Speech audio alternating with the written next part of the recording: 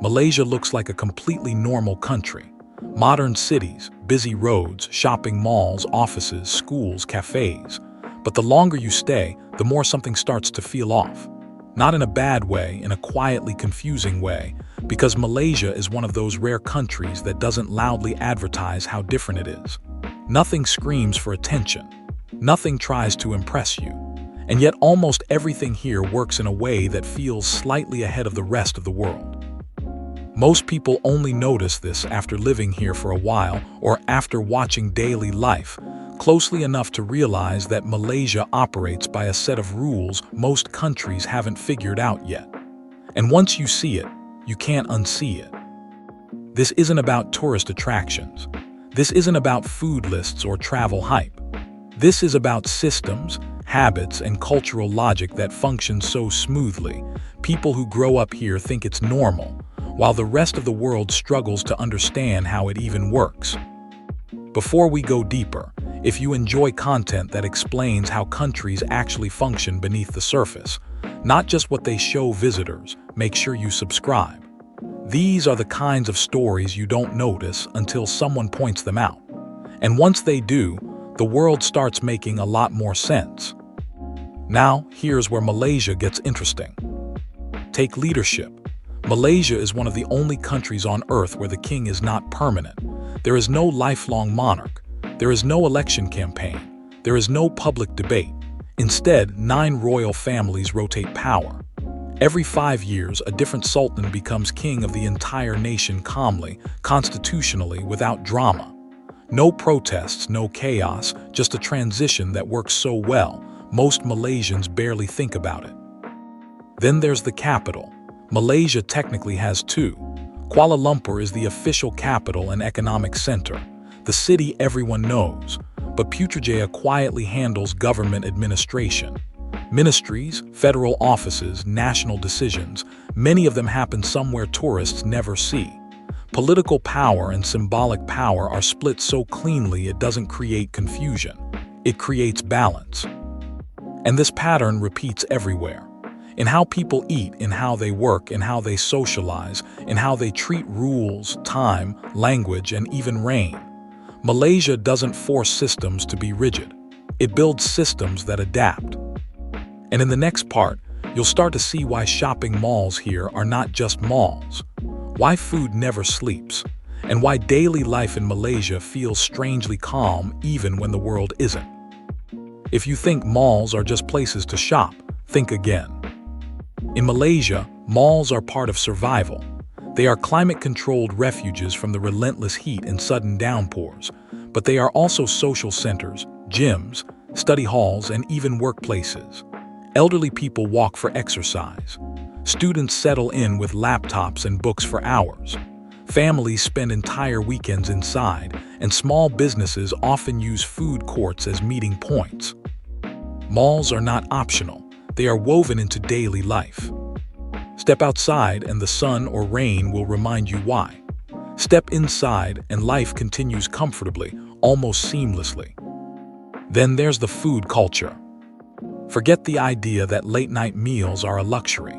In Malaysia, food never sleeps. Full meals, rice dishes, noodles, soups, grilled meats, local breads, and tea are available around the clock. Socializing over food at midnight isn't unusual. It's normal. The culture is flexible, human, and deeply practical. Every neighborhood, every street has its rhythm.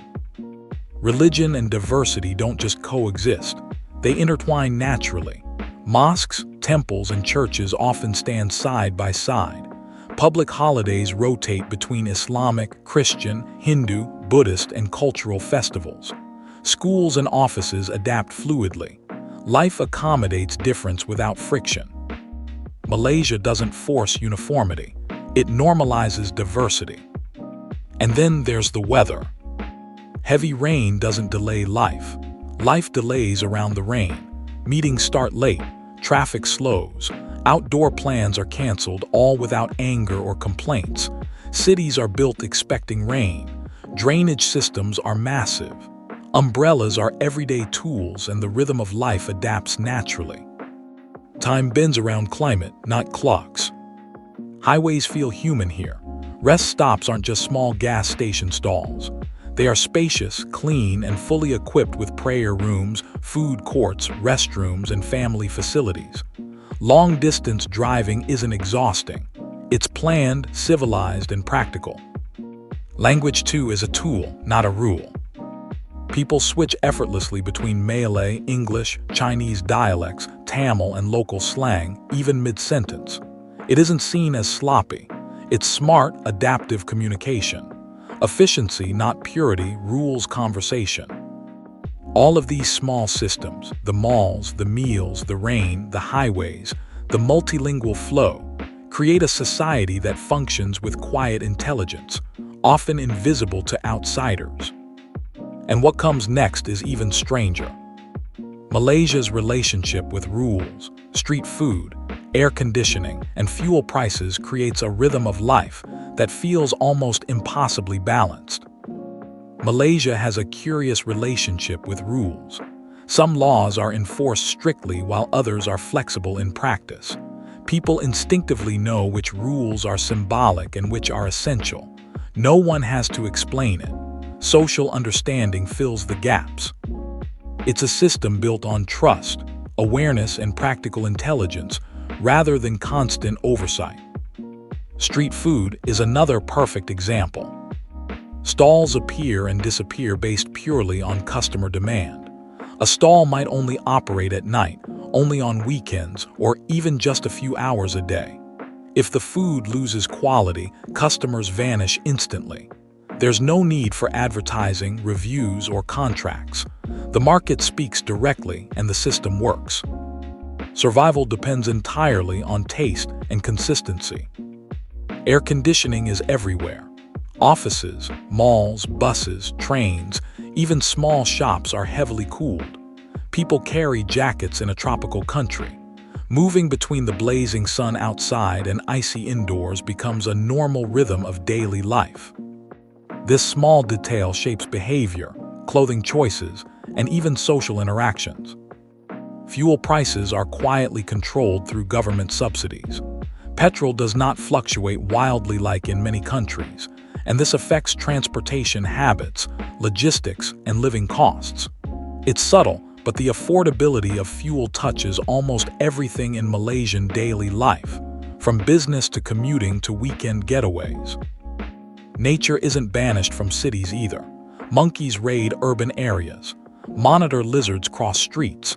Birds glide between buildings. Rainforests and green spaces exist alongside highways. Wildlife feels like a neighbor, sometimes inconvenient, but it reminds you that urban life here coexists with nature rather than replacing it entirely. Time moves differently in Malaysia too. Being late isn't always disrespectful. Context, relationships, and circumstances matter more than rigid schedules. Traffic, rain, and personal obligations all affect timing, and people adapt without judgment. What frustrates visitors from strict time cultures actually strengthens social bonds locally. Modern life here is affordable in ways most outsiders wouldn't expect. High-speed internet, modern housing, healthcare, transport apps, and food delivery are accessible. Quality of life compared to cost feels unusually balanced, especially outside the major city centers. Even social hierarchies exist quietly. Wealthy and middle-class people often eat side by side at food stalls. Expensive cars share parking spaces with motorcycles. Public spaces are shared, not segregated. Status is present, but it doesn't dominate daily interactions. And business, especially digital business, often operates informally but efficiently. Sellers manage orders, payments, and deliveries through chat apps and social platforms instead of official websites. Entire systems run quietly yet effectively, relying on local habits, trust, and ingenuity. Even when the world panics, Malaysia remains calm. Economic shocks, political upheavals, or international crises rarely create chaos here. People adapt instead of overreacting. Life continues with small adjustments rather than dramatic breakdowns. It's a quiet resilience that outsiders often miss at first glance. But once noticed, it becomes impossible to ignore. Malaysia's education system reinforces this balance from an early age. Children grow up in classrooms that reflect the country's multicultural reality. Cooperation isn't a slogan, it's necessary. Students learn to navigate diversity naturally, interact respectfully, and find solutions that work for everyone. By adulthood, this translates into a society where difference is normalized, not forced. Unlike many countries that loudly market their uniqueness, Malaysia does the opposite. It doesn't need to announce how clever, efficient, or progressive it is. Its systems run quietly, practically, and consistently. That's what makes daily life feel strange to outsiders. Nothing about it shouts for attention, yet everything works. When you pay attention, you start to see patterns everywhere. Shopping malls double as living spaces. Street food is smarter than any algorithm. Roads, rules, and time bend around human needs. Even the weather becomes part of life's rhythm rather than an obstacle. The result is a country that feels slightly ahead of its time without trying. Malaysia doesn't compete for global attention. It competes with efficiency, adaptability, and intelligence, and quietly wins.